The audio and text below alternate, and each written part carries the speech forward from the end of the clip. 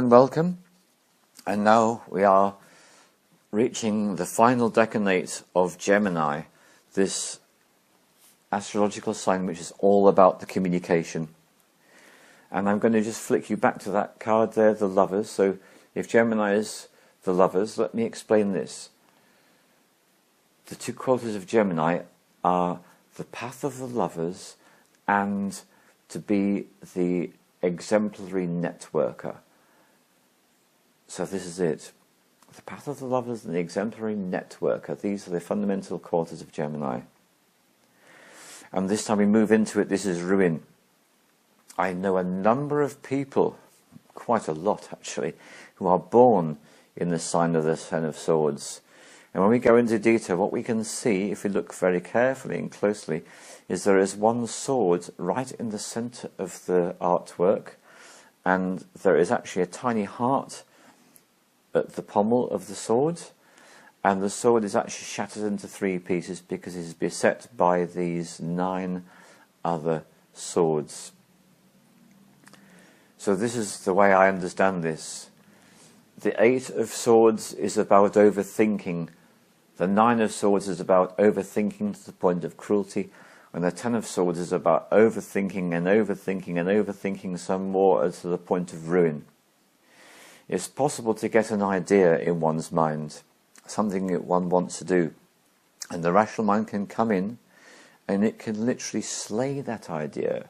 It can destroy it with a load of what-ifs and maybes and buts and howevers. It's possible when the mind is completely in control of the person that nothing of any real value is achieved because it all turns to ruin. Now, this is perhaps the most important thing I want to say to you. If you are born in any one of these qualities of these decanates, this is a thing you need to grab hold of. As long as you are unaware of the influence of that quality on you, you are powerless to do anything about it. There's someone very close to me that is born in this card, and I watch and I witness over and over again the things that happen. That person is not ready to listen to what I have to say about this. They're going about things their own way. Sometimes it's painful for me to watch and to witness. So here we are. The 10 of Swords ruin. It's where the mind can ruin any possibility of action. It's that full on. So let's transform it, shall we? Come on, off we go. So it's number 55, and if you look at the colours there, the top of the bottle is clear, and the bottom of the bottle is that rich blood red colour. So we do the transformation process with the water being imbued with the colours on the card, and this is what we get. This card is the Christ. I awaken to the mystery of the body as love. I awaken to the mystery of the body as love. I awaken to the mystery of the body as love. Let's just think about the journey of Jesus. There we are, there's the card. The Christ energy. Think about what happened in his journey. He experienced interference, cruelty and ruin, and his physical body was hung until he died. And that was a sacrifice he was willing to make on behalf of all human beings. So let's go deeper into this. There are so many spiritual traditions which make light of the body, don't give it sufficient respect. There's traditions that don't value sex, which is an integral part of being a physical human being, having a physical body. When we awaken to the mystery of the body's love, this is what happens. We get in tune with the energy to work with and for the light. This is the energy for awakening to the light within. It's a grounding of that light within the physical body. It's a sense of lightness at a cellular level as we awaken to the wisdom of the body.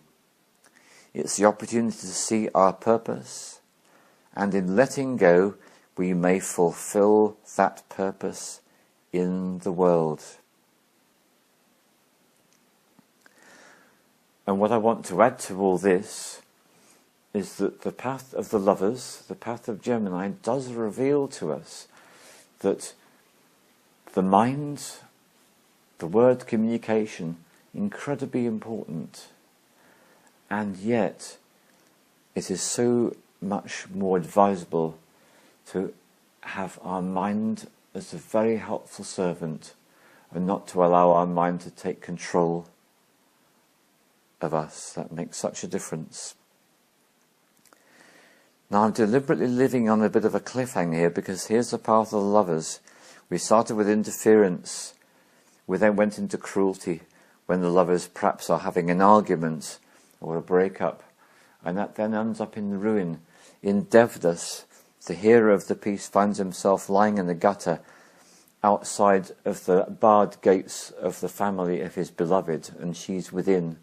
And she sees him there lying in the gutter with a bottle in his hand. He's been through a horrific journey, and for him it feels like it's all over. It feels like he's lost everything. And here's the gift I want to give you.